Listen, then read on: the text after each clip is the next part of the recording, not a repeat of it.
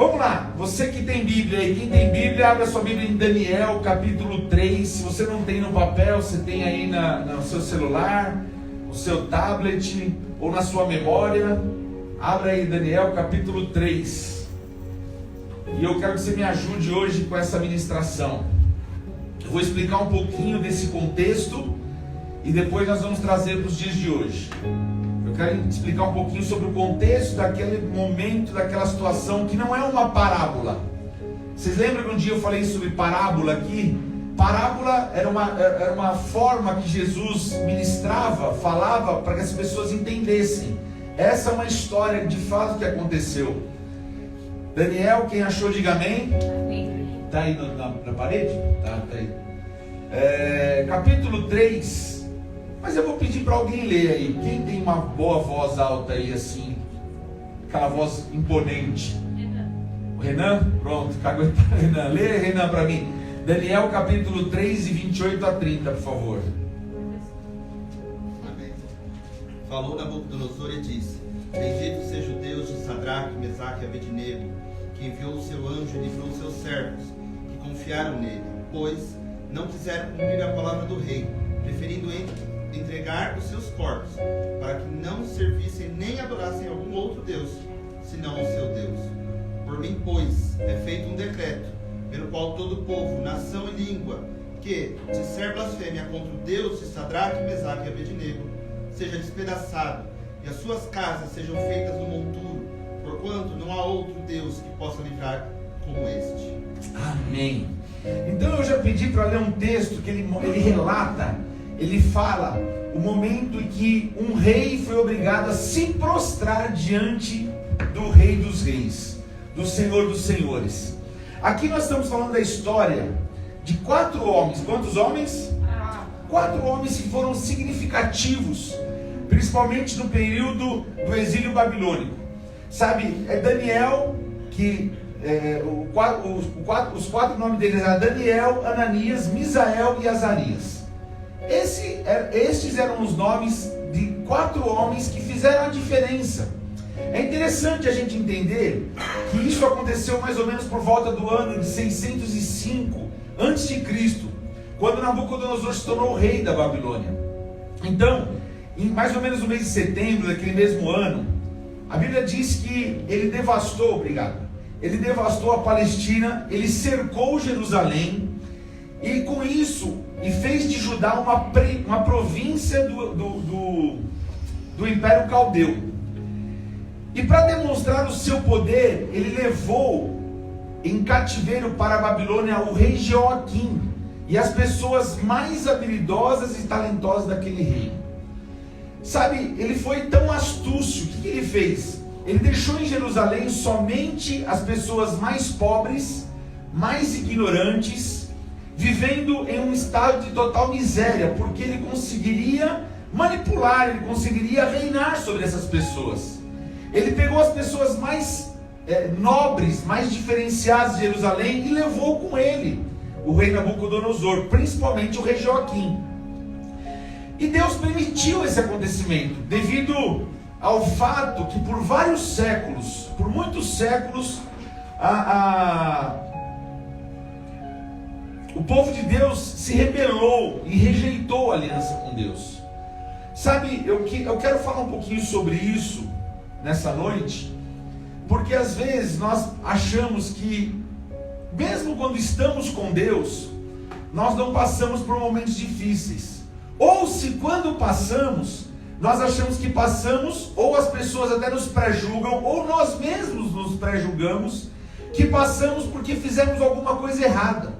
E vou mostrar para você nessa palavra, através do contexto desses 4 homens, de Daniel, de Sadraque, Mesaque e Abednego, e o nome de Daniel também foi mudado para Beltesazar. Eu vou te mostrar que eles tomaram a decisão certa, porém, a decisão correta não os livrou de uma situação difícil. Então, não é que quando nós tomamos uma decisão correta, por mais que enfrentemos, você vai ver que Deus sempre está conosco.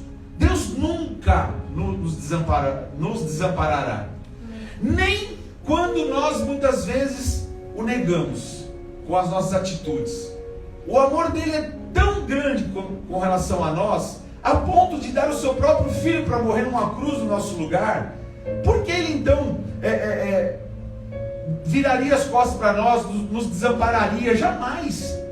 É claro que sim, que quando nós nos afastamos de Deus, às vezes nós respondemos por atitudes que nós tomamos. Mas você vai entender já o contexto disso tudo.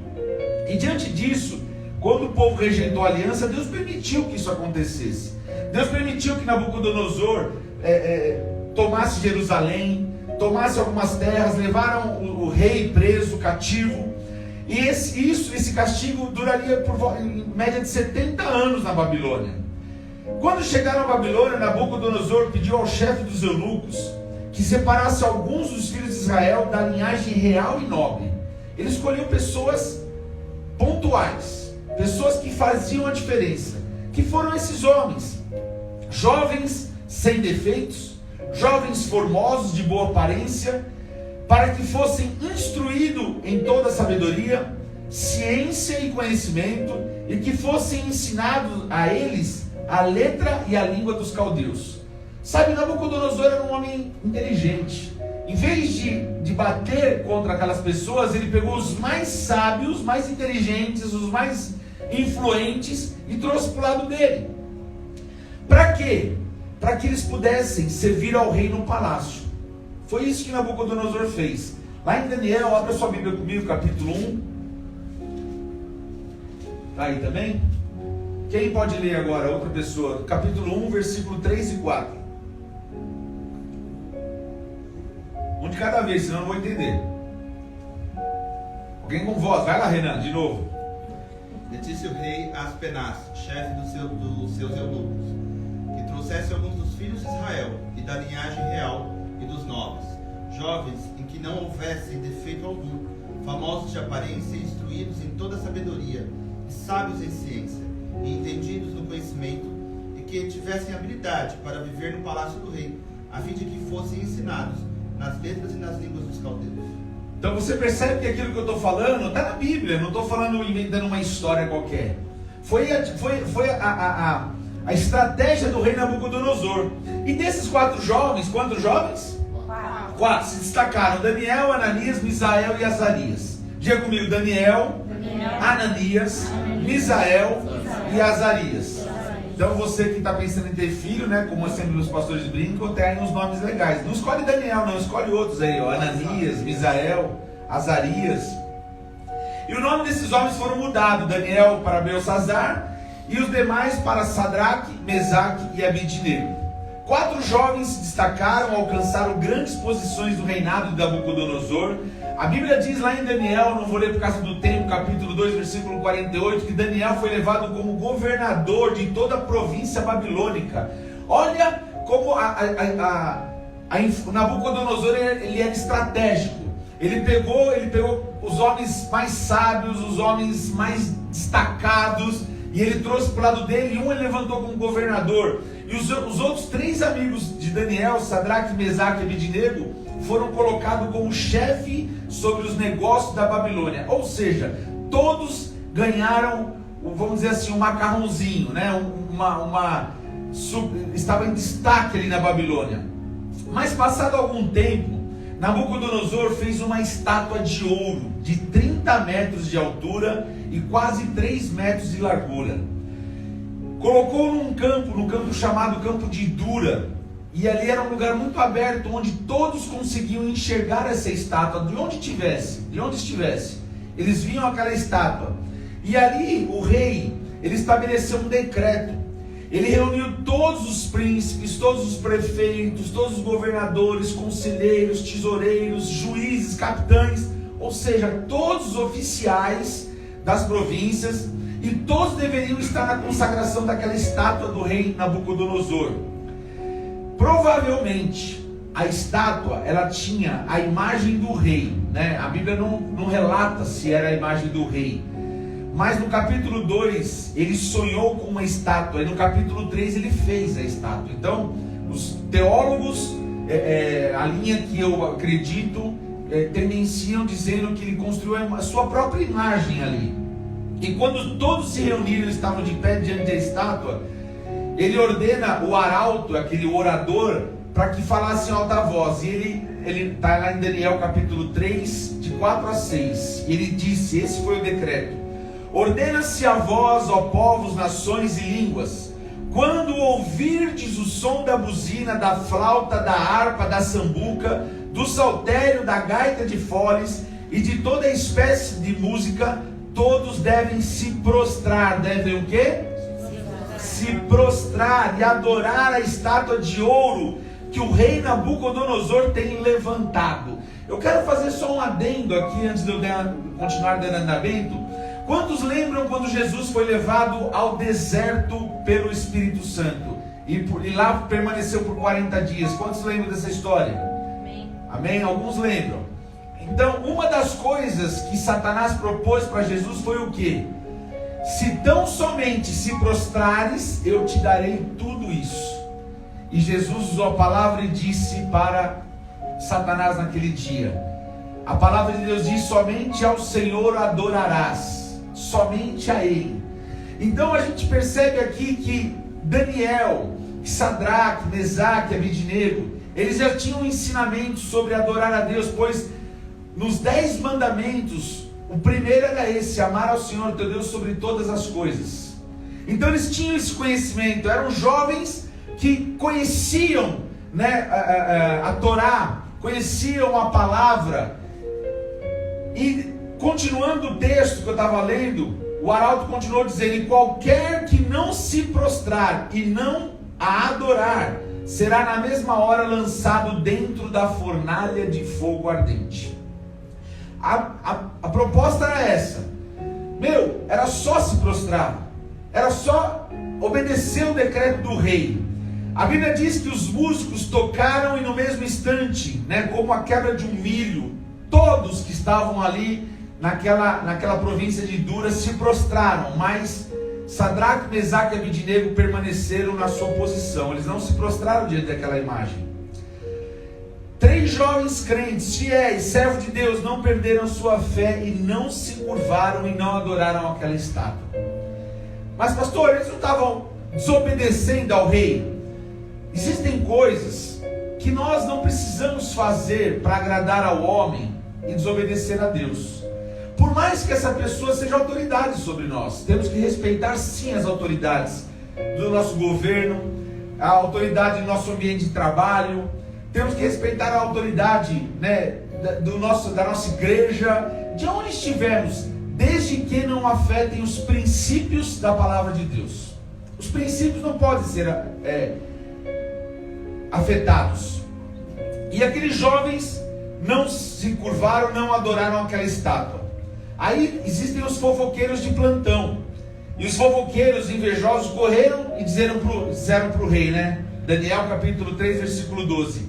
Há uns homens judeus, os quais constituísse sobre os negócios da província da Babilônia. Sadraque, Mesaque e Abednego, estes homens, ó rei, não fizeram caso de ti. A teus deuses não servem, nem adoram a estátua de ouro que levantaste. Sabe o que é interessante? Que isso acontece no nosso dia a dia. Quando você procura viver a palavra, quando você pretende, sabe, você anda segundo a direção do Espírito Santo, as pessoas, vou dar um exemplo, no ambiente de trabalho, de repente o dono da empresa chega e fala assim: olha, aqui tem uma pasta azul, mas se alguém perguntar se tem a pasta azul aqui, você vai dizer que não tem pasta azul. Claro que nós como cristãos, não estou dizendo nem como evangélicos, protestantes, ou aquele que não é ainda, está nos visitando, nós temos que entender que nós não precisamos mentir para agradar uma autoridade sobre nós, porque nós estamos quebrando princípios. E princípios não é porque somos cristãos, estamos aprendendo a palavra, mas primeiramente porque esses princípios nós aprendemos de berço. Desde criança nós aprendemos pelos nossos pais a não mentir, a dividir, a fazer, a não ferir as pessoas, a respeitar os mais velhos. Quanto mais agora, conhecendo os princípios da palavra e tudo aquilo que o Senhor tem nos ensinado, por que nós vamos quebrar princípios? Princípios são inegociáveis. Mas pastor, eu corro um risco de, se eu não fizer, ser mandado embora. Eu compreendo, mas vamos traçar uma linha paralela diante dessa história de Sadraque, Mesaque e Abednego com a história que nós vivemos no nosso dia a dia.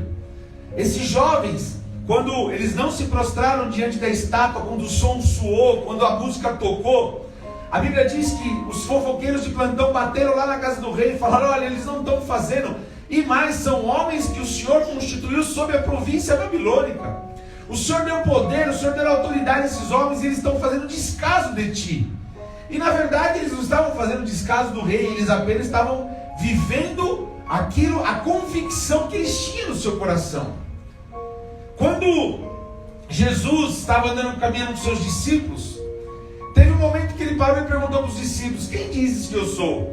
Aí um falou: Senhor, um diz que tu és Elias, outros dizem que é profeta. E ele olhou para Pedro e falou: e tu, Pedro, quem dizes que eu sou? Pedro disse: tu és Jesus, o Filho de Deus.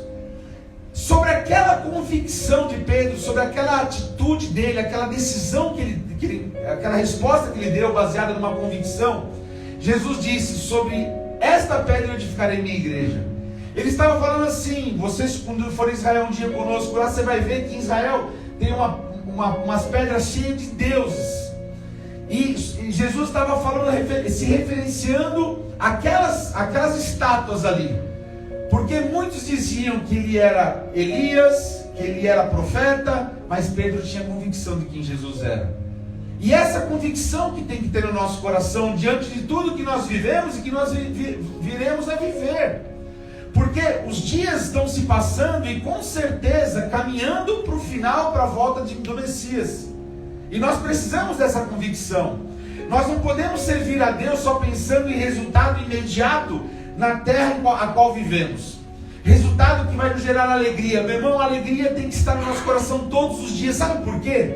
Porque o diabo pode nos tirar tudo. O diabo pode, se Deus permitir, o diabo pode tocar nos nossos bens, como tocou no de Jó, pode tocar em filhos, como tocou no de Jó, mas ele não pode tocar na salvação que Jesus Cristo nos concedeu na cruz do Calvário. E é por isso que nós temos que nos alegrar, porque a salvação ela é eterna, e tudo que temos aqui é uma passagem, tem um tempo limitado. Amém? E é isso que nós temos que ter, essa alegria, essa paixão de servir ao Senhor. Não é a intenção de formarmos uma igreja simplesmente para termos um espaço, não. Mas é para que aquilo que nós recebemos da parte do Pai, para que, como Paulo diz, o que de graça eu recebo, de graça eu te dou. Eu quero que a gente possa estar abençoando vidas, ajudando pessoas e sendo ajudado também, porque nós precisamos uns dos outros. Nós somos uma família, servimos um Deus vivo e caminhamos com um único propósito, que é salvação e cruz diante do Senhor. Amém. Sabe, e quando aqueles fofoqueiros levaram essa mensagem para o rei, claro que o rei ficou furioso.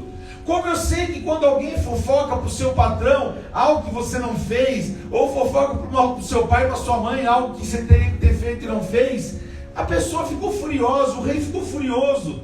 Só que a fúria do rei, ela foi tamanha, que ele falou assim: bom, eu ajudei o que eu pude ajudar. Eu imagino, não está na Bíblia, mas vou criar uma cena aqui, que o rei falava assim talvez: puxa, peguei aqueles caras, era para eles estarem cativos lá em Jerusalém ainda, era para estar vivendo lá na miséria, trouxe eles comigo, dei províncias para eles governarem junto comigo, e eu só pedi para eles se prostrarem diante da estátua que eu criei.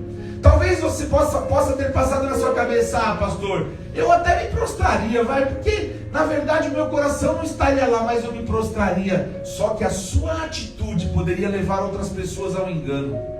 Por isso nós não podemos, a Bíblia diz que nós devemos fugir da aparência do mal. Então temos que tomar cuidado, porque não é porque nós acreditamos ou temos convicções com relação à nossa vida e aquilo que nós fazemos, mas nós temos que pensar nas demais pessoas que estão ao nosso redor, que olham para nós como referência, talvez que olham para a sua vida, que um dia ela viu em você algo diferente, e é muito sério isso. E aí, eu não vou ler por causa do tempo, mas a Bíblia diz que que o rei Nabucodonosor disse que era para preparar a fornalha, e a fornalha, porque todos aqueles que, deixa eu ler, vai, em Daniel 3, 14 e 15 disse que o rei falou assim: é verdade, ó Sadraque, Mesaque e Abednego, que vocês não servem aos meus deuses e nem adoram a estátua de ouro que eu levantei? Eu vou mandar tocar mais uma vez a música, e vocês vão se curvar e adorar a estátua que eu fiz. Mas se não adorar, vocês vão ser lançados na mesma hora dentro da fornalha de fogo ardente. E quem é o Deus? Eu acho que o rei pisou na bola aí. Ele disse: quem é o Deus que vos poderá livrar das minhas mãos? Eu não sei se você soube da história já, eu li sobre isso do Titanic, que quando aquele cara construiu o Titanic, ele disse assim, que nem Deus faria com que aquele barco se afundasse. E aquele barco se afundou. O rei disse assim: se vocês não se curvarem à minha estátua e adorarem meu Deus, eu quero saber quem é o Deus que vai livrar vocês das minhas mãos. Tipo assim, quem é mais poderoso?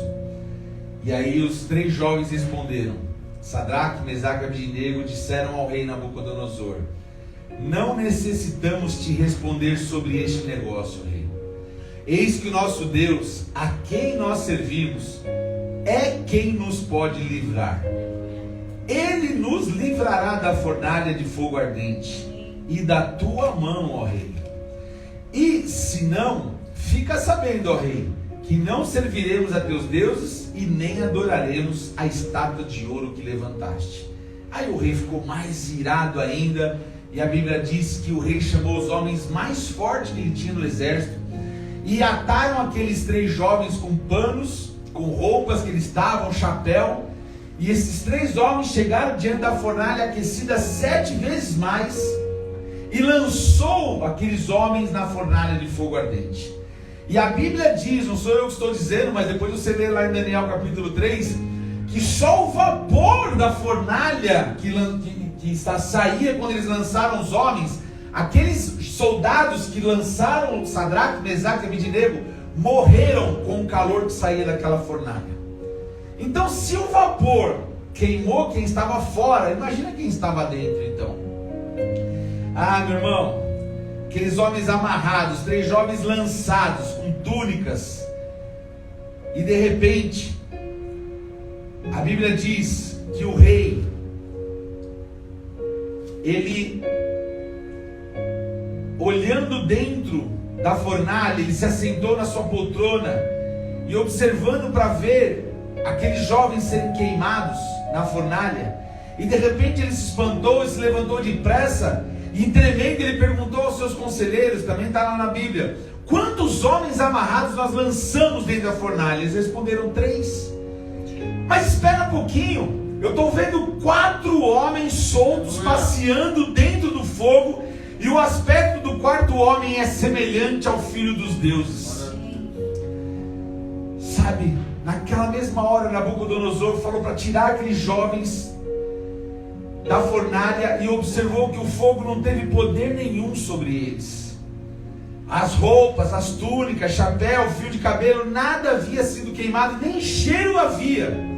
Então o rei Nabucodonosor adorou o Senhor, ao Deus de Sadraque, Mesaque e Abednego, e fez um novo decreto dizendo que quem não adorasse ou quem blasfemasse com relação ao Deus de Sadraque, Mesaque e Abednego, esse seria despedaçado, suas casas seriam feitas de monturo. Está lá em Daniel 3:29, porque não há outro Deus que possa livrar como este Deus. Estou fechando aqui e trazendo para nós agora, tentando que o Espírito Santo fale conosco o que significa passar pela fornalha de fogo. Qual é a significância? Sabe, a fornalha significa uma grande provação, uma luta intensa, uma adversidade, um desafio à nossa fé. Fornalha significa isso, e todos nós passamos por isso, querendo ou não, nós passamos por isso, por fornalhas, por momentos difíceis. A fornalha também pode ser também um alto preço que nós pagamos pelas decisões corretas que nós tomamos. Como assim, Rony? Decisão correta? Sim. Às vezes nós achamos que passamos por momentos difíceis por decisões erradas que tomamos.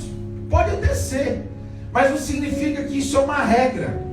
Sadraque, Mesaque e Abednego, eles não foram jogados na fornalha porque tomaram uma decisão errada. Pelo contrário. Eles foram jogados porque fizeram e tomaram a decisão certa. Eles escolheram não dobrar os joelhos diante da imagem de Nabucodonosor. Sabe, querido, isso faz cair por terra aquela velha mentalidade. Guarde bem isso que eu vou te falar. De que se alguém está passando por uma luta é porque pecou ou fez algo de errado. Quantos conhecem a história de Jó aqui? Levanta a mão. Não tem vergonha não, pode levantar a mão, ninguém está filmando, nada. Vocês lembram da história? Quando Jó passou por tudo aquilo, a Bíblia diz que ele era um homem íntegro.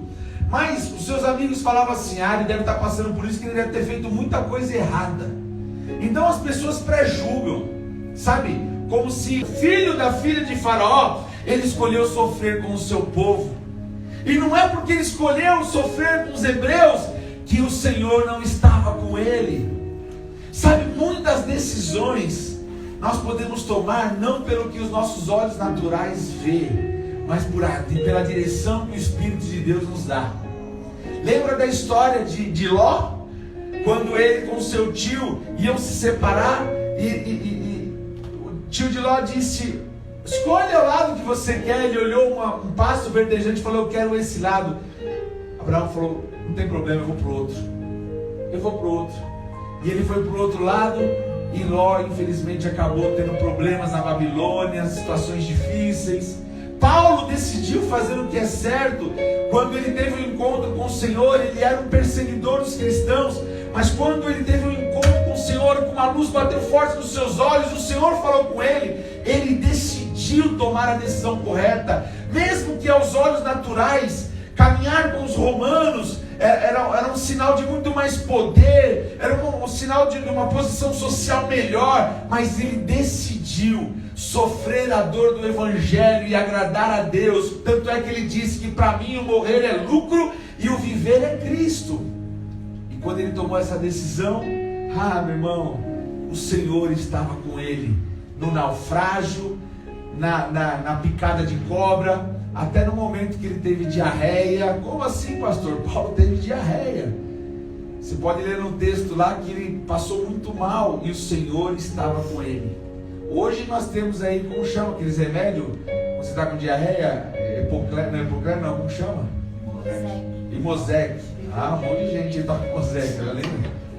Imosec. Naquela época Paulo não tinha não. Imosec. Se você decidir ser um crente fiel, obediente a Deus e a sua palavra, se prepare para a fornalha de fogo ardente.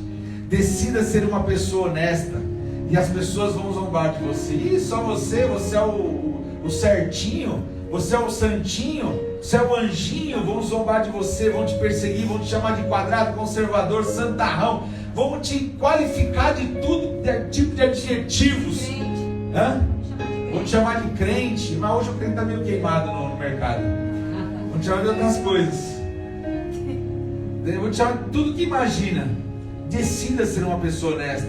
Agora, fique tranquilo. Se você entrou na fornalha porque escolheu fazer a vontade de Deus, escolheu fazer o que é certo, escolheu ser honesto, Jesus vai entrar comigo e com você nessa fornalha. O fogo não vai nos queimar. Sabe, aqueles 3 jovens venceram a fornalha e deixaram algumas lições importantes para nós. Você quer saber quais são essas lições?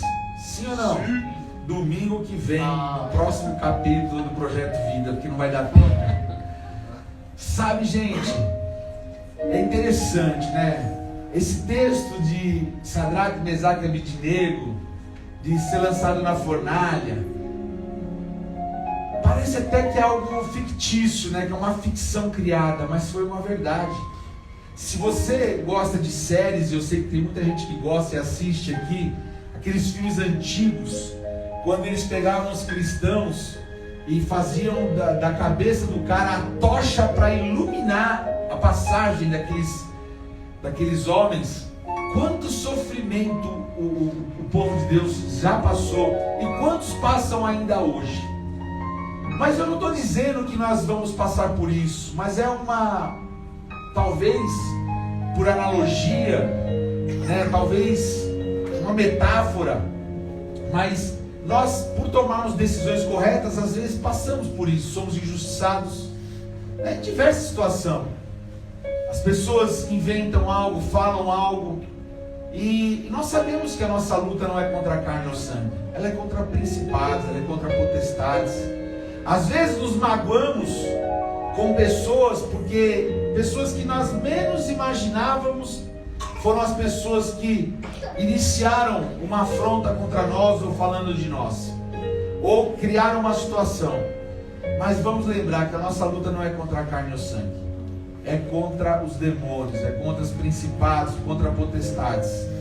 E eu quero orar nessa noite, junto com você, primeiro, para que Deus conforte nosso coração, e seguinte, por essas pessoas que se levantaram contra nós, que eu sei que o Espírito Santo trouxe agora no seu coração situações que você foi talvez injustiçado no seu ambiente de trabalho, na sua família, você foi injustiçado, porque a sua intenção, ela era boa, a sua intenção era a decisão correta, mas algumas pessoas deturparam aquela sua decisão. E hoje, em nome de Jesus, eu creio que o Espírito Santo de Deus, ele vai tomar o meu coração, o teu coração, vai trazer uma paz que nós há muito tempo não vivemos, e nós podemos descansar. Não precisamos temer as circunstâncias, porque, volto a dizer, caminhar com Deus não é que estaremos livres de fornalha, mas é a convicção que Ele vai estar com a gente lá. E se Ele está comigo lá, eu estou tranquilo. Sabe aquele negócio quando você passa por um lugar e você tem medo, mas de repente tem uma autoridade policial que vai com você? Você fala, eu estou tranquilo que eu estou aqui com uma pessoa que é revestida de autoridade, armada, que está me trazendo segurança. É mais ou menos isso. Quando você é criança e na escola tem aquela pessoa que quer te bater, que você sabe que você vai tomar uns croques mesmo, e de repente você tem um amigo maior lá que ele chega, vai um Diogão assim, chega assim, ó, não, Rodrigo, você não, é o Diogo, vai. Vem o Diogão assim, e aí você é pequenininho, tipo a Sarinha, e o Diogo vai lá na escola dela e fala, vou te dar segurança. Aí ela fica até mais tranquila, não, quando eu estou com o Diogo eu estou tranquilo. É mais ou menos assim, só que nós não estamos nem com uma autoridade policial, nós não estamos nem com o Diogo, nós estamos com Jesus Cristo de Nazaré, autor e consumador da nossa fé, aquele que morreu na cruz, aquele que ressuscitou dentre os mortos, aquele que tomou a chave da morte da mão de Satanás, aquele que nos dá vida, aquele que realmente ministra sobre nós, aquele que nos ama, aquele que está conosco todos os dias. Jesus Cristo, se for preciso entrar na fornalha, Ele vai entrar comigo e com você. E meu irmão, nenhum dano, nenhum mal recairá sobre a minha vida, sobre a sua vida, nenhum mal recairá sobre as nossas casas, conforme está escrito em Salmos 91, versículo 10. O Senhor, Ele está conosco em nome de Jesus. Você pode aplaudir o Senhor? Glória a Deus. Eu quero pedir para que você se coloque em pé no seu lugar, por favor. E semana que vem eu quero continuar com essa mensagem, se Deus permitir. Eu quero continuar com essa mensagem e passar 5 lições que o Senhor falou no meu coração diante do testemunho de Sadraque, Mesaque e Abednego. 5 lições. Queria convidar o pessoal já do louvor estar aqui à frente.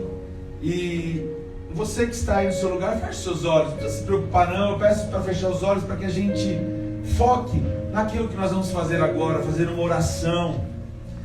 E eu queria convidar você a colocar diante do Senhor, qual é a fornalha que você tem vivido? Qual é a dificuldade que você tem vivido? E a minha oração nessa noite é para que você tenha somente uma certeza, que ainda que você estiver numa fornalha de fogo ardente, o Senhor está convosco. Ele está convosco. Nenhum mal vai recair sobre ti.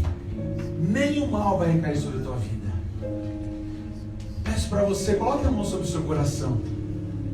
E se você puder, por mais que às vezes você pense assim, como que eu vou fazer isso? Abra a sua boca, comece a agradecer a Deus porque o Senhor está contigo. Em qualquer situação, agradeça a Deus. Agradeça a Ele. Sabe quando você agradece aquela pessoa que ela se preocupa com você? Aquela pessoa que nunca vai te deixar, que a Bíblia diz que ainda que uma mãe se esqueça de um filho, que eu já vejo isso como algo assim improvável, né? Porque o amor de mãe é tão grande, mas Deus fala, eu jamais me esquecerei de ti. Ele nunca vai nos deixar sozinho, nunca vai nos deixar a sós. Por isso, agradeça a Ele, agradeça, louve o nome dEle, louve a Ele porque Ele é Deus, porque Ele é Pai, porque Ele tem um amor inimaginável, um amor tão imenso sobre as nossas vidas, que às vezes nós pensamos que estamos sozinhos, ou até pensamos por que passamos por tanta luta. Meu irmão, eu não sei te responder, mas só tenho uma convicção no meu coração, que você nunca estará sozinho, seja onde for, sempre, sempre, sempre Ele estará comigo, sempre Ele estará com você. Por mais que as pessoas virem as costas para nós, por mais que as pessoas que nós jamais imaginaríamos deixasse, nos abandonasse, Ele jamais nos deixará. Por isso, nessa noite, abre o teu coração, sinta esse amor, sinta o quanto você é importante, sinta o quanto você é especial, sinta, meu irmão, tudo que Ele fez por mim e por você. É por isso que nós o adoramos, porque havia um outro na fornalha junto com aqueles 3 homens, havia um outro na fornalha. Sabe, meu irmão, você pode estar, talvez não seja 3 com você na fornalha, mas uma certeza eu